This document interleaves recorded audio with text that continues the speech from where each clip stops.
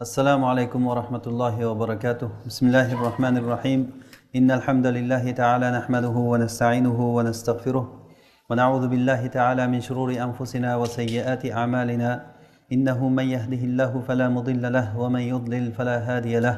وأشهد أن لا إله إلا الله وحده لا شريك له وأشهد أن محمدا عبده ورسوله صلى الله عليه وعلى آله وأصحابه ومن اهتدى بهديه إلى يوم الدين وسلم اللهم تسليما كثيرا.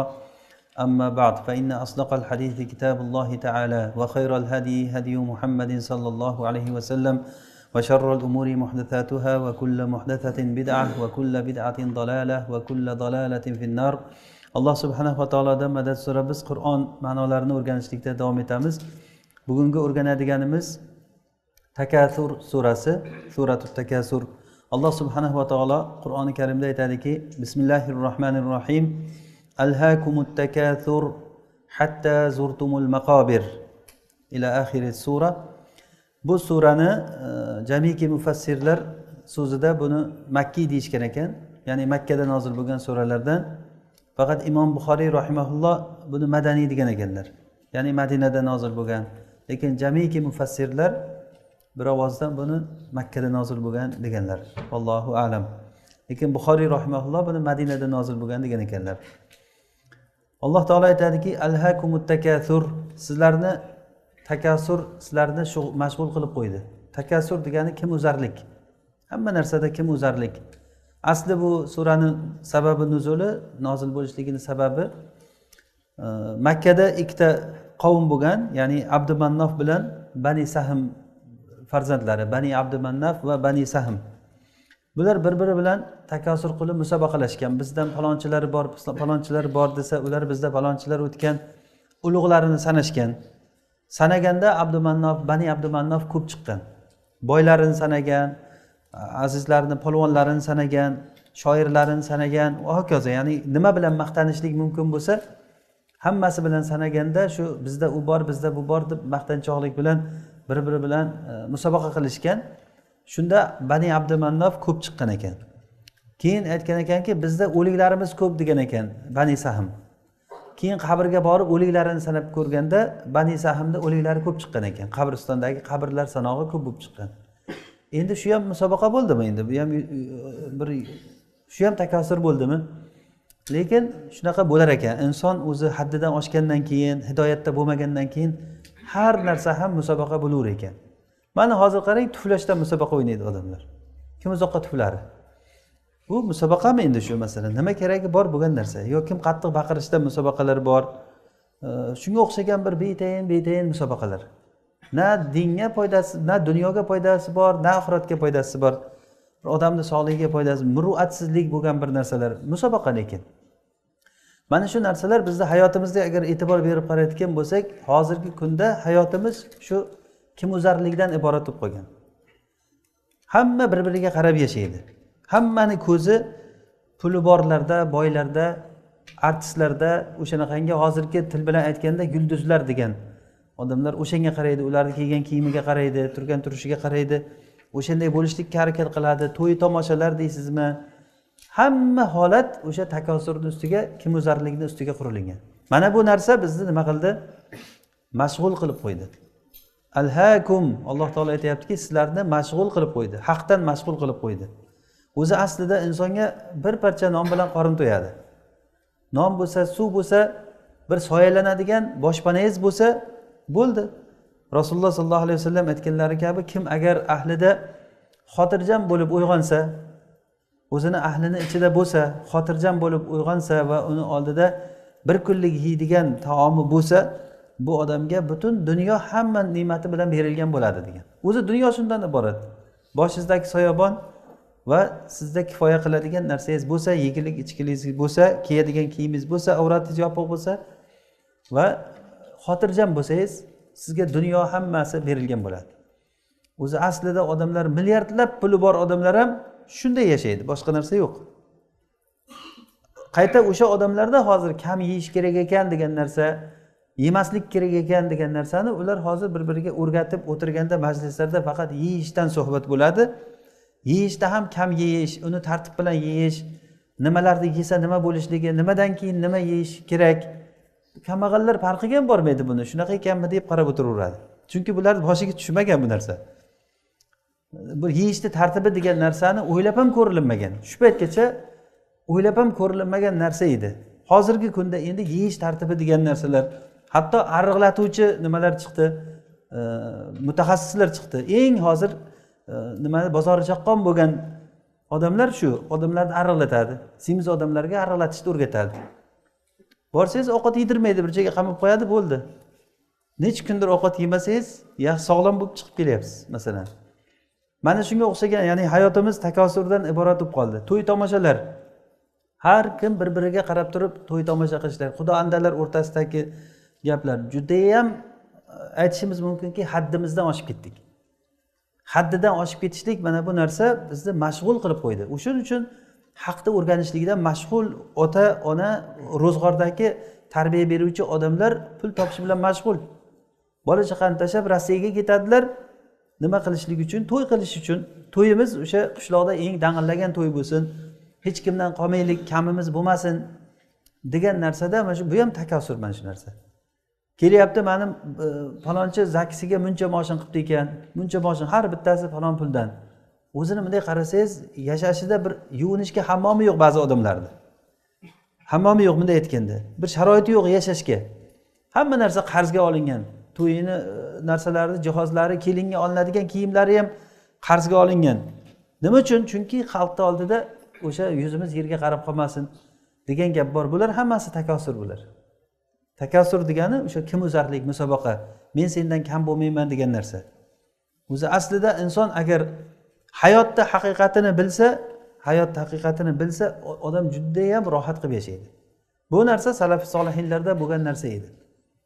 Puli bor odamlarni ko'rib, hamma odam puli bor odamlarning holatiga qiziqadi, uni hayoti bilan qiziqadi.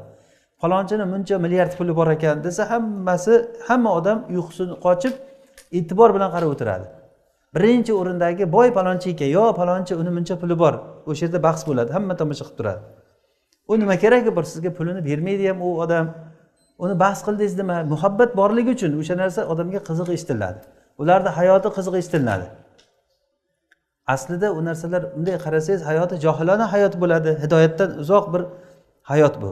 Alloh subhanahu va taolo bizga ne'mat qilib Qur'on nozil qildi. Bizga nima haq, nima botil ekanligini bizga ochiq ko'rsatdi. Mana shu Qur'on mizoni bilan agar qaraydigan bo'lsak, hamma narsa joy-joyiga keladi. Va vada'al mizan, Alloh subhanahu va taolo mizon qo'ydi. Mana bu Qur'on biz uchun mizon. Hamma narsani o'lchovi, inson uchun eng qadr qiymatli narsa nima muhim, o'sha narsani inson biladi. Mana bu narsa, ya'ni misollari juda ham ko'p. Hatto zurtumul maqobir, qabrlarni ziyorat qilganlaringcha shunday qildilaring. Ya'ni bu agar Bani Sahm bilan Bani Abdumannofda aytayotgan bo'lsak, hatto qabrigacha borib bir-birini qabrini sanab chiqqan. Shu darajagacha musobaqa qilindi. Ba'zi mufassirlar aytgan ekanki, hatto zurtumul maqobir degani hatto o'lganlaringcha degani. Musobaqa qildinglar, o'lganlaringcha musobaqa bo'ldi, hatto o'ligi ham musobaqa bo'ldi. Men o'lganimdan keyin qattiq yig'lashlaring kerak deb, o'sha yig'lashni ham hammaga aytib, undan keyin yana nimalardir qilish, aytib yig'lashlar, hammasi odamlar gapirib ketadi deb qog'ozlarga yozib, video qilib, hali go'yandalarni olib kelib baqirib yig'lash. Odamlarning ichida bir ovoza bo'lsinki, bizni o'ligimizni mana shunday qilib ko'mayapmiz. Kafanda sifati bormi, tovutni sifati bormi, hatto qabr masalan. Necha falon pulga sotib olib turib bir joylardan qabr olinadi. U joyga odamlar, boshqa odamlar ololmaydigan joyga falon pul bilan o'shiga qo'yadi qabrini. Bu ham takosurdan bu ham. Odam o'lgandan keyin nima farqi bor qayerga qo'yilsangiz? Muhimi Allohning oldiga ochiq yuz bilan borish. Illa man atalloha biqalbin salim. Salomat qalb bilan Alloh taoloning oldiga borish o'zi muhimi. Hatto o'liklarimiz ham musobaqa bo'ldi. Mana bularning eng kattasi bizga misoli Fir'avn. Fir'avn o'zini o'ligini ham azizlashlik uchun piramida qurdirgan. Hozirgi Misrdagi piramida u 7 mo'jizani biri, yana bir balo batarlar deydi, bari yolg'on gaplar. Uni ichida u bor ekan, bu toshdan iborat narsa u, qabr uchun qilingan. Juda ham qattiq, katta, baland qilinganligi odamlarning ko'ziga bir dahshatli ko'rinishligi uchun. Agar o'lsa o'sha Fir'avn o'ligini o'shaning ichiga qo'yishlik uchun. odamlarga o'xshab, oddiy odamlarga o'xshab qabristonda bo'lmasin. Uni o'ligi o'sha joyda bo'lsin. Ya'ni hayotida tog'ut bo'lib turib, Fir'avn bo'lib yashagan Fir'avn o'ligini ham mana shunaqangi holatda bir ziyoratgoh qilib, o'ligini shunaqangi bir tomosha joyi qilishlikni istadi. Qancha odamlarni yerda navut bo'ldi, odamlar halok bo'ldi yerda ishlab. Qancha pul ketdi, o'zidan o'zi bo'lmagandi. U yerga borib ko'rgan odam biladi, toshlarni olib kelib, o'sha paytdagi holatda qanday ular qurgan ekan degan narsa odamga hayratga soladi. Lekin aniqki qattiq mashaqqat evaziga bo'lgan. Nima uchun bo'lgan? Shuncha narsa nima uchun bo'lgan? Bir qabr uchun. O'ligi ham endi ana shunday bo'lyaptiki, hech kim menday bo'la olmasin, o'lgandan keyin ham menday bo'la olmasin. Odamlar qasam ichgan ekanki, shu odam agar o'lsa, shu yerga o'ligini olib chiqib tashlaymiz. O'lgandan keyin o'ligini olib chiqib tashlaymiz. Joniga tegib ketgan hammani. Keyin oxiri o'zi eshitib qolgandan keyin o'ligini boshqa joyga ko'mdirgan ekan. Bu haligi Qur'onda kelgan Fir'avn, Musa alayhisalomning Fir'avni emas bu. Fir'avn degan Misrning podshohlaridan biri. O'sha Ramseslardan biri qurdirgan. Vallohu alam. Ya'ni bu haqiqat bo'lgan narsalar. Ya'ni o'lgandan keyin ham o'lguncha musobaqa qilindi. O'lgandan keyin xudoylar, bunaqangi ehsonlar, bu ham musobaqa. Birovnikidan birov qolish kerak emas, dasturxonlar musobaqa. Hamma narsamiz o'sha odamlarda xo'ja ko'rsinchilik bo'lib ketgan. Bu nimani evaziga bo'lyapti bu? Masalan, pul osmondan yog'ib yotgan yo'q-ku odamlarga. Peshini teriga topib kelyapti o'sha pullarni odamlar ishlab, mardikor ishlab har xil holatlar bilan pul topilyapti. Uni evaziga farzandlar betarbiya qolyapti. O'qitish yo'q farzandlarni. Ha desa mana shu narsalar uchun. Bular hammasi bizni mashg'ul qilib qo'ydi. Allohning zikridan, ta'limdan, ma'rifatdan mashg'ul qilib qo'ydi. Kerakli narsadan mashg'ul bo'lib qoldik. Hayotimizni kerakli narsadan mashg'ul bo'lib, hamma hayotimiz o'sha takosurga, kim o'zarlikka o'tib ketdi. Har xil turi bilan bu kim o'zarlik. Mashinada deysizmi, uy joylarda deysizmi, uyni ichidagi jihozlarda deysizmi? Hatto dasturxonda ichadigan piyolalargacha. Ichib turgan piyolasi o'sha modasi o'tib qolganligi uchun hammasini olib chiqib tashlab, yangi modadagi piyolalar olishlik, o'sha chinni idishlarni hammasini rangi bir xil bo'lishi kerak. Qoshiqlari yu boshqalari bari dabdababozlik bu. Mana bu dabdababozlik insonni halokatga olib keladi. Nima sababdan? Odam haqdan yuz o'girganligi uchun. Borib odam haqdan yuz o'giradi. Alloh subhanahu va taoloning ne'matini inson esdan chiqarib qo'yar ekan. Hattoki shu darajagacha borar ekanki, ne'matdan zerikish bo'lib qolar ekan. Alloh ne'matni beraversa, inson mana shu ne'mat bilan aldanib qoladi. Ya ayyuhal inson ma gharraka bi robbikal karim. Ey inson, seni Karim Robbingdan nima aldab qo'ydi? Allohning karami odamni aldab qo'ydi. O'yladiki, inson men shunga haqli ekanman deb o'ylab qoldi. Nima desa beryapti. Ne'matdan zerikib qoldi. Buni misolini Alloh subhanahu va taolo bizga Saba surasida ikkita zarbul masal qilib misol keltiradi. Bittasi Ali Davud, ular shukr qiluvchi oilani misoli. Bittasi Saba ahli Saba, ularga Alloh taolo shunday bir ne'matni bergan ediki, tirikchilik juda ham mo'l ko'lidi. Osmon yomg'irini yog'dirardi, yer o'simliklarni ko'kartirardi. Meva-chevalar, hatto hikoyalar ular haqidagi qissalarda keladi. Agar yelkasiga savatni ko'tarib ketaversa, yo'lda savat to'lib qolar ekan mevalar to'kilganiga. Shunchalik darajada safar degan narsani bir yo'lda bir narsa yeyman deb odam bir narsa olmas ekan. Yo'lakay mevalar g'arq pishgan, suvlar, mevalar hamma joy yam-yashil. Mana shu bir necha yil davom etgandan keyin zerikib ketgan. Allohga duo qilishdiki, ey Alloh bizni qiynagin ozroq deb. Robbana ba'id bayna asfarina, safarlarimiz o'rtasi uzoq bo'lsin, qiynalaylik, bizga cho'llar qilib ber. Mana qishloqdan mana qishloqqa borguncha bir safar qilganday bo'laylik. Odam safar qilganda ham bo'lmaydi. Bir qiyinchilikni ko'rmaysiz. Zerikib ketdik ne'matdan degan.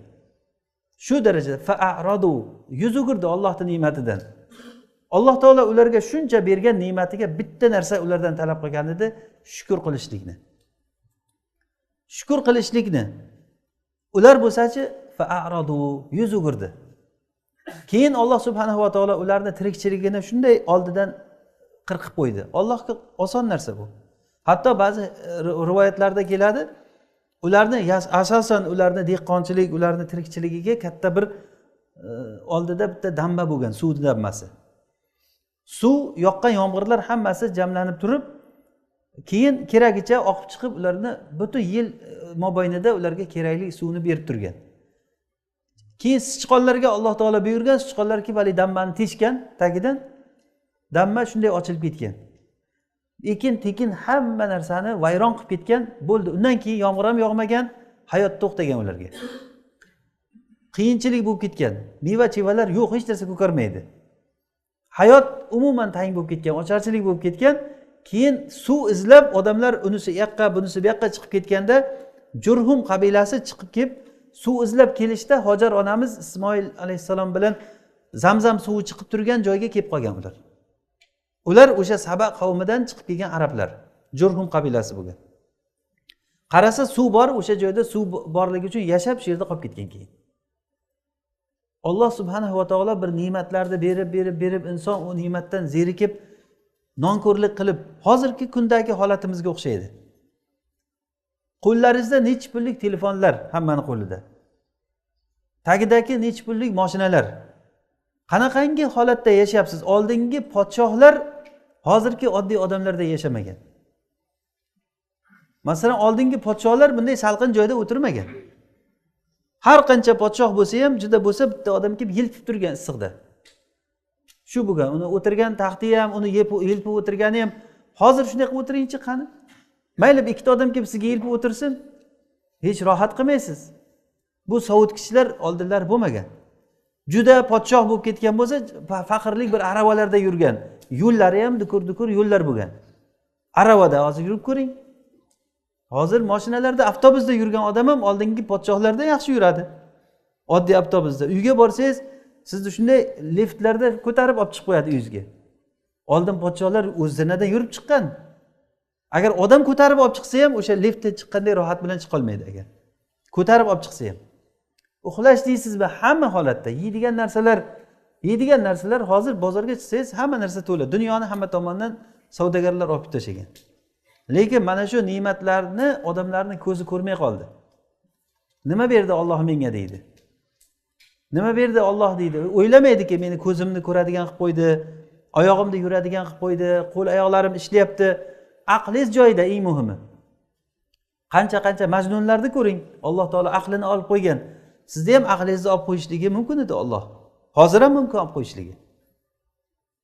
Ko'zni olib qo'yishligi mumkin. Ko'z ko'r bo'lib qolsa nima qilasiz masalan?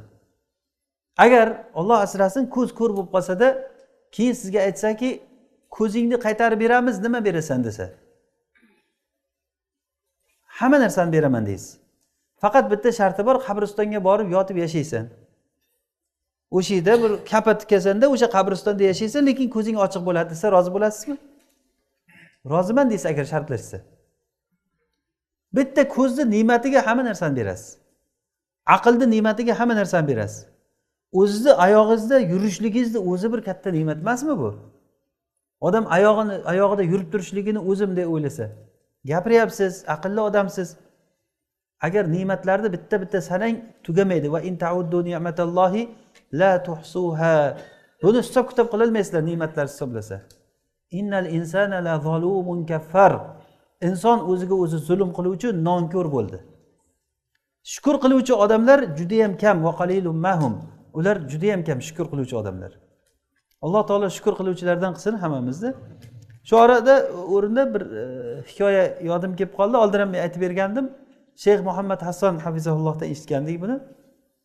Bir tanishim bor deydi. Misrda bir tanishim bor, boy odam. 600 million dollar puli bor deydi. 600 million dollar puli bor ekan. O'sha bir nimada ketishda, mashinada ketishda bir hodisa bo'lib turib, shu bilan bo'yni singanmi, badani umuman tanasi ishlamay kelib qolgan, shal bo'lib qolgan. Xotini o'lgan, bitta o'g'li, bitta qizi bor, qizi turmushga chiqib ketgan, o'g'li o'zim mustaqil yashayman deb Angliyaga ketgan. Bir o'zi haligi odamni, xotini ham o'lgan. Shopiri tirik qolgan. Endi shopiri uni xizmatini qilayotgan, kuni bilan xizmatini qilayotgan, faqat kalla til gapiradi, qo'l oyoq qimirlamaydi. Meni chaqirtirdi deydi. Sheyx Muhammad Hasson kelsin ziyoratimga deb bordim deydi. Borib gaplashib o'tirsak, aytayapti, kuni bilan shopir xizmatini qiladi. Endi uni hojati ham tagida. Juda qiyinchilik. Hatto shu kechasi uyqu yo'q bu odamda.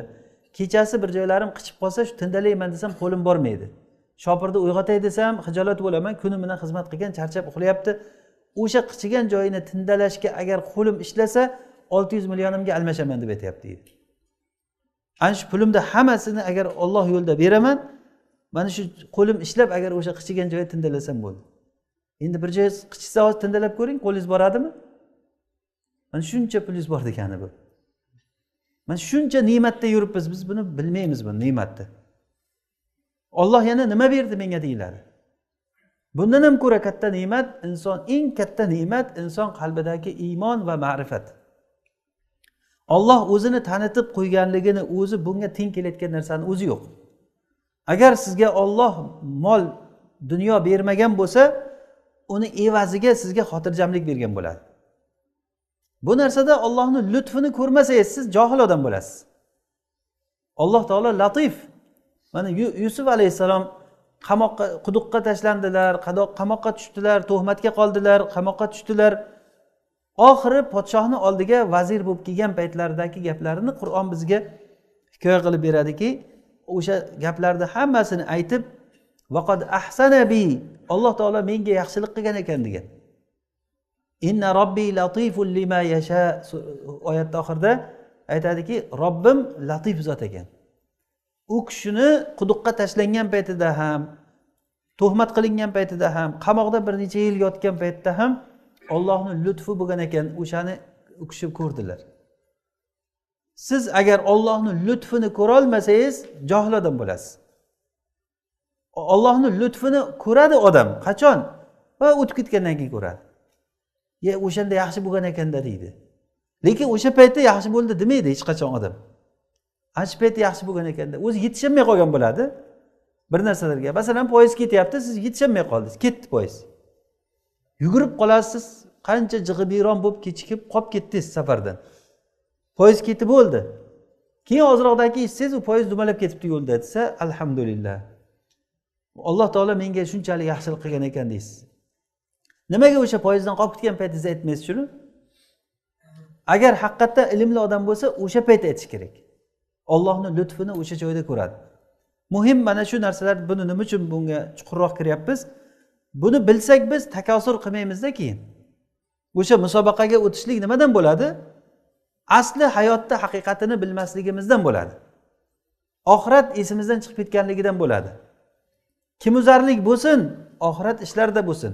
Sizlar musobaqa qilinglar, nimaga musobaqa qilaylik? Mana shu narsaga, ya'ni Allohning mag'firatiga va kengligi osmon yerlarchalik bo'lgan jannatga musobaqa qilinglar. Mana bu arziydi musobaqa qilishlikka. Qancha Qur'on yodladingiz, qancha ilm o'rgandingiz, mana bunga musobaqa qiling. Ammo kimni qancha puli borligini sanab, esizmi? Odam hayotda hasrat bilan o'tadi. Hasrat bilan o'tadi. Boylar ham hasrat bilan o'tadi, kambag'allar ham hasrat bilan o'tadi. Boylarning holatini kambag'allar ko'rib havas qiladi. Qani endi meni ham shunaqangi uylarim bo'lsa, joylarim bo'lsa, mashinalarim bo'lsa deb havas qiladi, lekin u odamning ichidagi dardini ham olingsiz qo'shib. Yo'q, u dardi bo'lmasa-da faqatgina bir o'sha puli bo'lsa bo'ldi, dardi o'zida qolsin deysiz. Bu haqiqiy adolat emas bu. Agar siz havas qilayotgan bo'lsangiz, uni tashvishini ham havas qiling. Uni tashvishini siz tasavvur qila olmaysiz uni.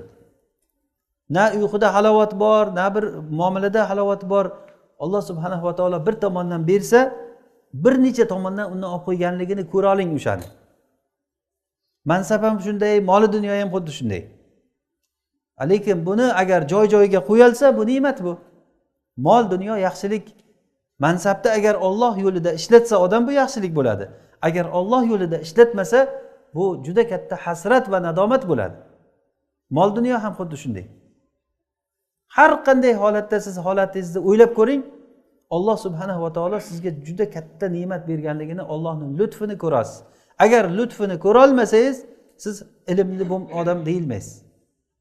Mana shuni bu tafakkur bilan bo'ladi. Ozroq o'ylab ko'ring, Alloh qanchalik bergan. Qancha ne'matlar berdi. Masalan, shu hozirgi shu o'tirishimizning o'zi bir katta ne'mat emasmi? Xotirjamlik ne'mati, sog'lik ne'mati.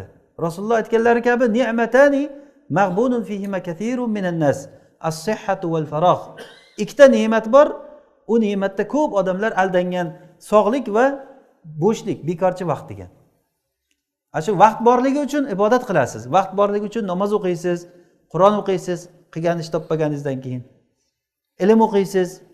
Lekin Alloh mashg'ul qilib qo'ysa, agar odam mashg'ul bo'lib qoladi.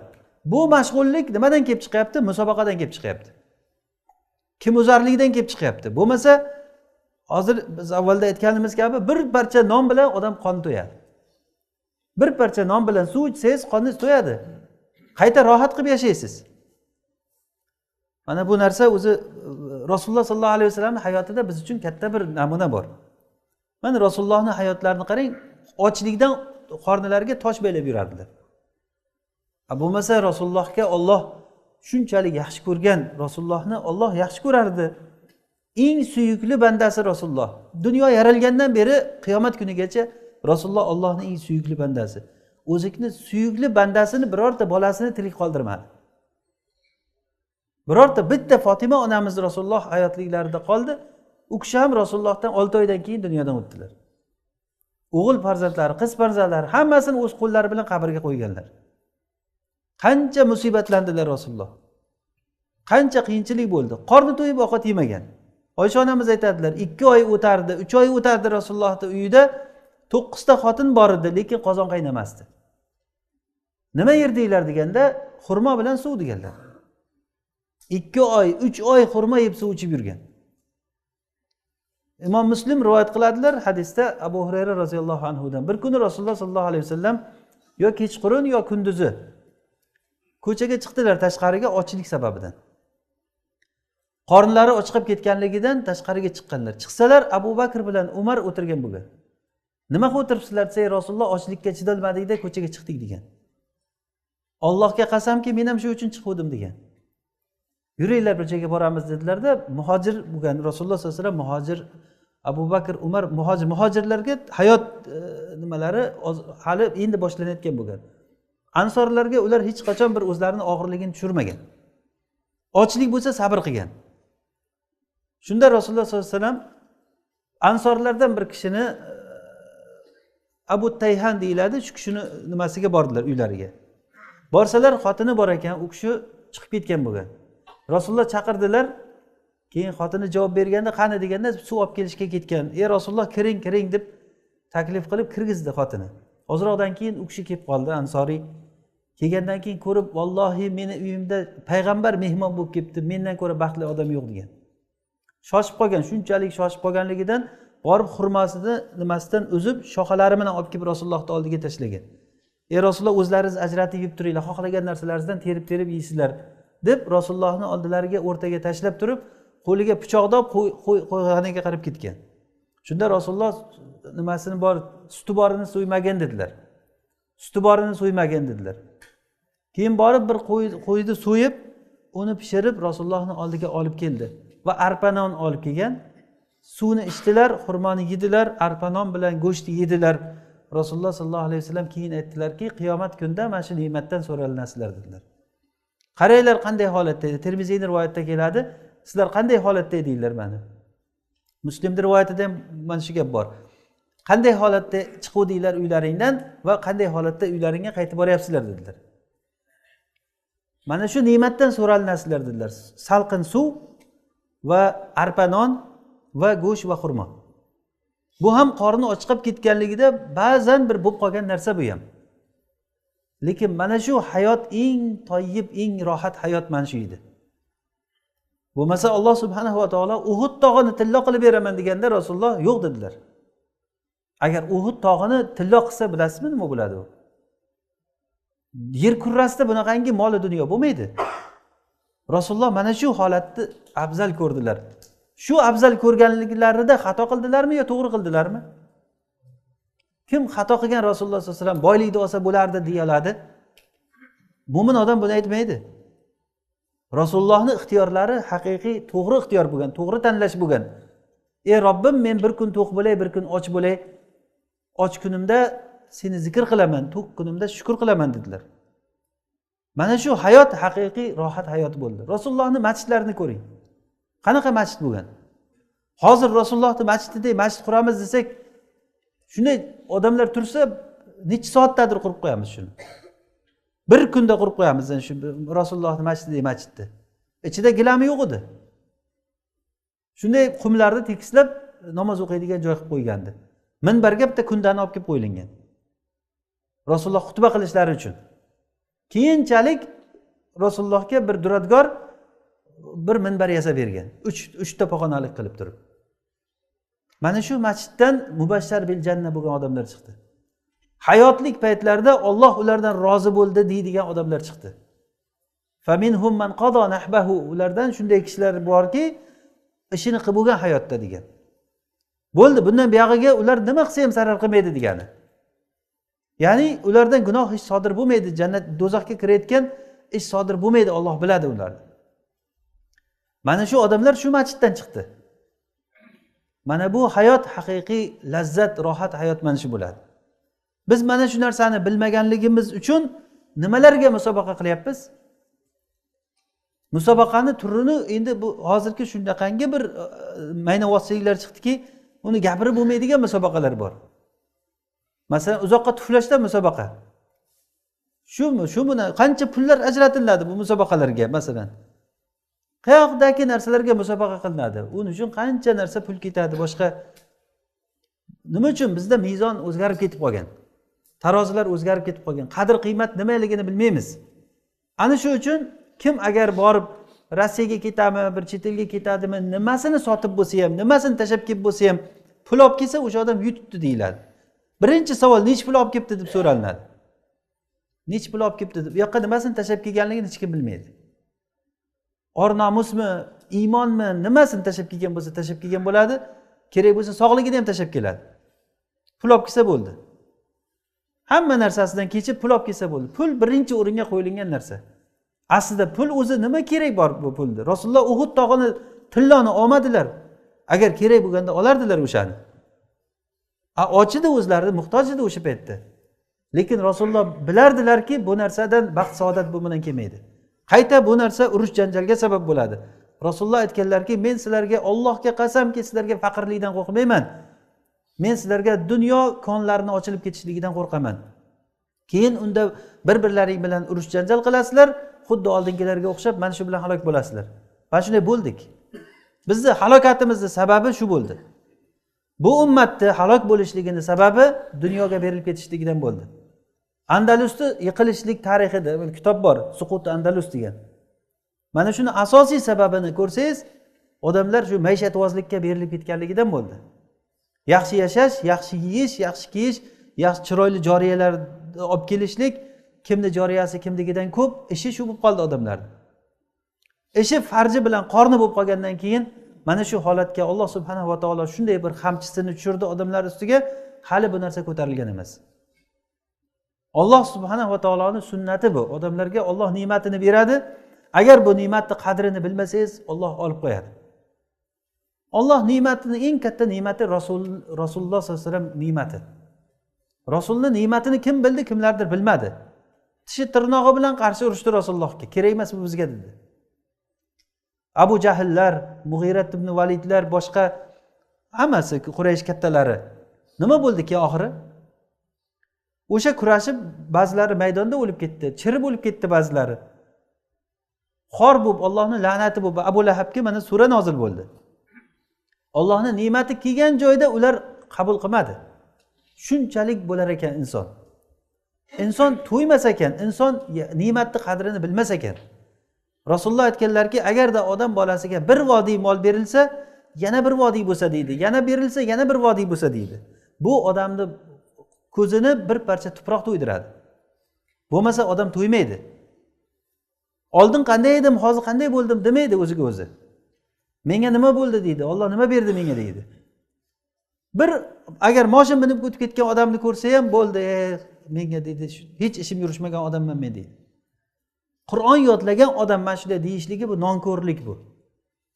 Alloh sizni qalbingizga Qur'on solib qo'ygan bo'lsa, iymon solib qo'ygan bo'lsa, o'zini ma'rifatini bergan bo'lsa, aytganimiz kabi sizga agar dunyoni ko'proq bermagan bo'lsa, buni evaziga sizga qancha xotirjamlikni berib qo'yibdi, buni ko'ra olmayapsiz siz. Mana shu ne'mat kelgan paytda inson uni qadrlamasa, Alloh taolo u ne'matni olib qo'yadi. Mana shu ne'matlardan eng kattasi Qur'on ne'mati. Qur'on ne'mati odamlarga oyoq osti bo'lgan paytda Alloh bu Qur'onni osmonga ko'tarib olib qo'yadi. Hali shunday bir kun keladiki, bu qiyomat alomatlaridan Qur'on ko'tarilib ketadi. Qur'on ko'tarilib ketadi, umuman odamlarda Qur'on qolmaydi. Qalblarda, mushaflarda hech joyda Qur'on qolmaydi. Bir kechada ko'tarilib ketadi Qur'on. Odamlar bir-biridan so'rar ekan, haligi o'qirdik, bir-biriga o'qirdik-ku, nima edi desa, shuni men ham eslolmayapman deydi ekan odamlar. Qalblardan Qur'on olib qo'yiladi. Qachon olib qo'yiladi? Kerak emas bo'lgan paytda olib qo'yiladi. Agar ne'mat kerak emas bo'lsa odamlar uchun Alloh ko'tarib oladi uni. Ulamolar ham xuddi shunday. Alloh subhanahu va taolo hamma joyda bir toifa odamlarga ne'matini beradi, o'shani qadrini bilib foydalana olsa foydalandi, bo'lmasa Alloh taolo olib qo'yadi. Mana o'tmishda qancha olimlar o'tib ketdi bizdan oldin. Imom Buxoriylar, Imom Ahmadlar, Yahya ibn Ma'in, Ali ibn Madini sanang ulamolardi, hammasi ketdi tuproq tagiga. Ular bilan birga qancha ilm ketdi. Ulardan keyin shunday bu kelyapti hozirgacha. Odamlar uchun ulamolarning qadri bo'lmay qoldi. Nima uchun? Chunki ulamolardagi narsani qizig'i yo'q odamlar uchun. Ularga o'sha bir artistni uyi bo'lsa, o'sha qiziq unga. O'sha uyini ichidagi jihozi qiziq u odam uchun. Birovni minib yurgan mashinasi qiziq bo'ladi. Uning uchun mana shu qiziqtiradi. Chunki odamdagi mezon, o'lchovlar boshqa narsa o'lchov bilan o'lchanadigan bo'lib qolgan. Bu narsani nima uchun aytyapmizki, biz agar shuni haqiqatini yaxshi bilsak, takassurni, ya'ni kim o'zarlikni biz tashlaymiz o'shanda. Ana o'shanda odamlar qayerga ketayotganligini ko'rasiz. Fa ayna tazhabun degiz keladi qarab. Qayerga ketyapsizlar bu ketishda? Bu musobaqa bilan qayerga borasizlar? Kim kelinini ko'p qattiq ishlatishlik qaynalarning musobaqasi bor. Men kelinimni umuman uxlatganni qo'ymayman deydi ba'zilari. Maqtanadi majlislarda ichida. Shunday qilamanki deydi, hak desam qo'limga qo'nadi deydi-ku. Mana shu bilan musobaqa qiladi. Zulm qilishligi bilan musobaqa qiladi. Yegan ovqati bilan musobaqa qiladi odamlar. Qilgan fahsh ishlari bilan musobaqa qiladi. Mana shunga o'xshagan, ya'ni hatto o'lguncha mana shunday qildilaring. Hatta zurtumul maqabir. Kalla sawfa ta'lamun. Alloh taolo aytayaptiki, yo'q, bu tushuncha noto'g'ri. Bu musobaqalaring noto'g'ri musobaqa bu. Sawfa ta'lamun, yaqinda bilasizlar. Ibn Abbos radhiyallohu anhu aytgan ekanlarki, yaqinda o'lsalaring, qabrga kirsalaring bilasizlar. Gap bu yoqda ekan deysiz. Lekin kech bo'lgan bo'ladi. Orqaga qaytarishning iloji yo'q. Sawfa ta'lamun, summa kalla sawfa ta'lamun. Keyin yana bunday emas, yana bilib olasizlar, bu oxiratda. Qabrga kirganda bilasiz, oxiratda tirilgan paytda yana keyin bilasiz, deysiz keyin. Hamma tirilgan paytda odamlar Robbul alaminga yawma yaqumun nasu li robbil alamin, Robbul alaminga oldiga hamma shunday turgan paytda mahshar maydonida mana shu paytda hamma odam biladi. Lekin bu bilishi foyda bermaydigan vaqt bo'ladi. Bu bilish foyda bermaydi. Ya'ni ba'zi ulamolar kalla sawfa ta'lamun, summa kalla sawfa ta'lamun 2 marta takrorlanyapti. Bu ta'kid uchun degan. Ba'zilari yo'q, ta'kid emas, alohida ma'no. Birinchisi kalla sawfa ta'lamun bu qabrda, summa kalla sawfa ta'lamun bu ikkinchisi mahshargohda qiyomat kunida. Ya'ni ikkita holat uchun aytilingan bu narsa degan. Bu ham ya'ni ma'noni ta'kid degandan ko'ra yangi bir ma'noni ifoda qilyapti deyishlik yaxshiroq. Ulamolar aytgani kabi at-ta'sis awla min at-ta'kid. Ya'ni yangi ma'no ifoda qilishligi ta'kiddan ko'ra yaxshiroq deyishgan. Kalla law ta'lamuna ilmal yaqin. Yo'q, sizlar o'ylaganday emas bu musobaqalar, bu sizlar hozir qo'ygan mezonlaring to'g'ri mezon emas bu. Agar sizlar yaxshi ilm bilan to'g'ri bilganlaringda edi, law ta'lamuna ilmal yaqin, agar bilganlaringda bu ishni qilmagan bo'lardilaring. Bu lavni javobi mahzufda. Kalla law ta'lamuna ilmal yaqin latarawunnal jahim. Ba'zilar latarawunnal jahimni javob degan. Lekin rojih qavlda latarawunnal jahim, ya'ni sizlar agar bilsalaring do'zaxni ko'rasizlar degani javob bo'ladi. Yo'q, bu javob emas.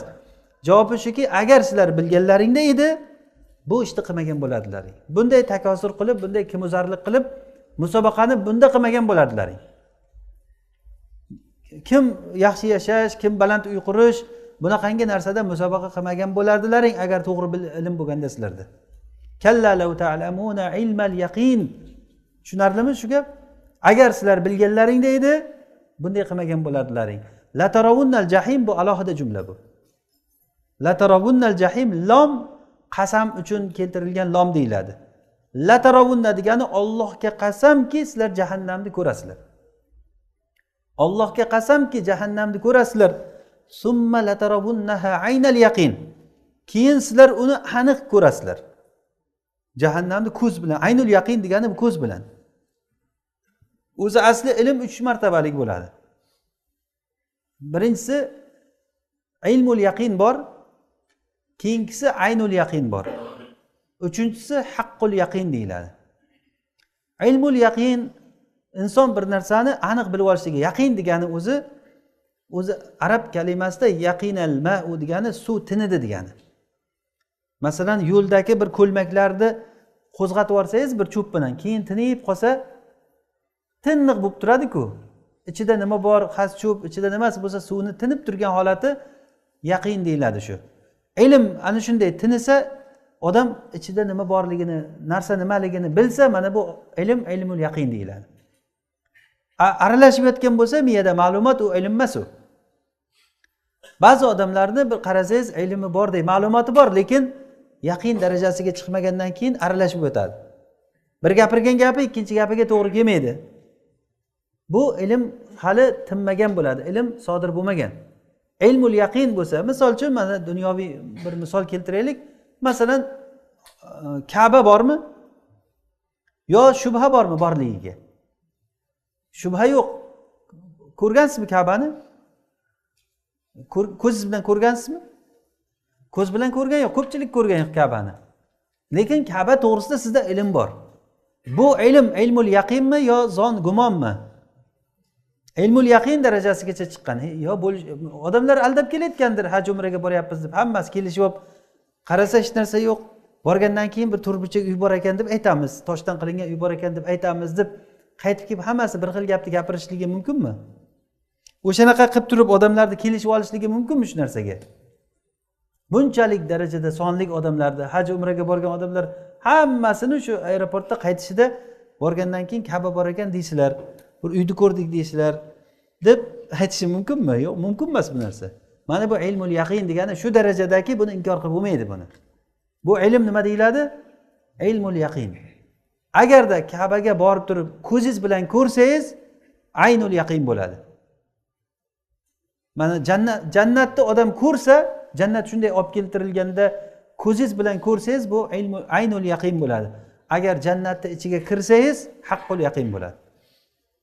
Demak, haqqul yaqin bu qanaqa bo'ladi? Eng ilmni martaba. Jannatda turgan odamga jannat bormi desa nima deydi? Jannatda o'tiribsiz-ku o'zi. Jannat bormi desa, jannatda o'tiribsiz-ku. Bu shubha bo'ladimi o'shanda? Bir shubha bo'lmasligi mumkinmi degan narsa bo'lmaydi bu yerda. Mana bu eng kuchli ilm haqqul yaqin. Undan oldingisi nima? Aynul yaqin ko'z bilan ko'rilgan narsa. Mana masalan, mana nima edi desa, bilasizlar, ko'z bilan ko'rib o'tiribsiz buni. Nimaligini? Ichida nima bor? Unda ilm yo'q siz uchun. Men uchun ilm bor, ko'raman, aynul yaqin. Siz uchunchi zon choymikan, suvmikan? Suv, choy qayerdan berdi? Bu suv deb xabar berganimdan sizda ham ilmul yaqin paydo bo'ldi. Lekin aynul yaqin paydo bo'lgan yo'q. Qachon o'zingiz kelib ko'rsangiz, aynul yaqin bo'ladi. Ichsangiz, ha, suv ekan desangiz, haqqul yaqin bo'ladi. Ichib ham ko'rsangiz. Mana shu ilmni martabalari. Alloh taolo aytayaptiki, kalla law ta'lamuna ilmal yaqin. Sizlar haqiqatdan yaxshi bilganlaringda edi, oxirat xabarlarini, haqni, botilni nimaligini, mizon hozir aytganimizdek. Masalan, molni mizoni, ilmni mizoni, dunyoni mizoni, hamma narsani mizoni bor. Ana shu mizonni bilolsangiz, o'shanda keyin siz tartiblashtirib qo'ya olasiz. Bunda siz keyin avlaviyat degan narsani bilasiz. Avlaviyat degani birlamchilik. Bir narsa, nimani oldin qo'yaman, nimani keyin qo'yaman. Masalan, avlaviyatni bilmaganlik uchun bolasi bitta piyolani sindirib qo'ysa, kallasiga bitta tushiradi. Namoz o'qimagan bo'lsa, namozing qolib ketibdi-ku, kalla deydi, ketaveradi. Ishi yo'q. Nima namoz o'qimading? O'shanga achchig'i kelmaydi odamni. Lekin bitta piyolani sindirib qo'yganiga borib bir tarsak tushiradi. Ana avlaviyat qayerda? U uchun qadrlisi o'sha piyola qadrli, namoz emas. Agar namoz qadrli bo'lganda edi, odam ichi achirdi. Qo'ymaydi unga. Mana shu narsada kim uchun nima qadrli bo'lsa, o'sha narsa uchun kuyib pishadi. Har bir odamni mezoni har xil bo'ladi. Lekin buni haqiqiy mezon Qur'on mezoni. Mana bu madaniyat deyiladi bu. Madaniyat tushunchasi o'zi shundan kelib chiqadi. Madaniyat bu dunyo qarash. Bizda buni insonlar tajriba orqali, masalan, faylasuflar, boshqalar bir hikmatli gaplar chiqib qoladi ulardan. Bir xil bir hikmatli gapni yozatda tagiga Lev Tolstoy deb yozib qo'yadi masalan. Bu qaydan olgan bu gapini? Yo bir musulmonlardan eshitgan, yo bo'lmasa bir tajribasi bilan o'sha haqiqat bo'lgan narsani yurib tajriba bilan bilgan bo'ladi. Lekin bizga bu narsani Alloh taolo Qur'onda shunday tushirib qo'ydi. Ana shuning uchun mo'min kishiday ilmli odam hech yerda bo'lmaydi. Chunki Alloh bizga mezon tushirdi. Bunda inson haqiqati bor.